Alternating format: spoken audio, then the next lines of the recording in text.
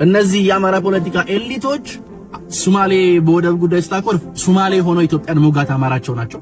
ኤርትራ መጣው ስትል ሻቢያ ሆኖ ኢትዮጵያን መውጋት እያማራቸው የሚቋምጡ እንደ ህዳር አህያ ማንም የሚጭናቸው ማንም የሚጋልባቸው ፐብሊክ ባስ በሏቸው። የፖለቲካ ፐብሊክ ባሶች እነዘሜ ድማማ ዲክላሬሽን ጀለሴ ንግድ ነው ያዘው። ከተማ ቢሆን ሜክ ማያረገውን መኒ ጫካው ነው ሜክ አድርጓል። በጣም አንድ ከታማኝ ምንጭ ያገኘሁትን መረጃ ልንገራችሁ። እስክንድር ነጋ ጎጃም የነበረ ጊዜ ተነስቶ ሸዋ እስኪመጣ ለዘመነ በ10 ሺዎች የሚቆጠር ዶላር ከፍሎታል አጃቢ እንዲሰጠው። ጀለሴ የስሌቭ ትሬድ ነው ያዙት። የኋልዮሽ የጋርዮሽ ዘመን ትግል ላይ ነው ያሉት።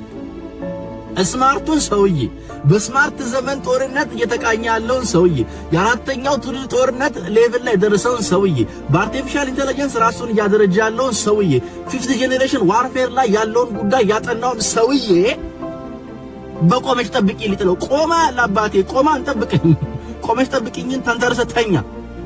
ከዚህ ትግል ፋኖ ያተረፈው ነገር ምንድነው? የዘመነ ልጅ ነው። ዘሜ ጫካ ከገባ በኋላ ልጅ ወልዷል። ዘመመ ልጅ ይወልዳል። የምስኪን ገበሬ ልጅ ከትምህርት ቤት ይቀራል። የናንተ የአሁን ትግል አማራን አሁን አይደለም ከ10 ከ20 ከ30 ከ40 ከ50 ዓመት በኋላ መሪ እንዳይኖረው የሚያደርግ ትግል ነው ያለው።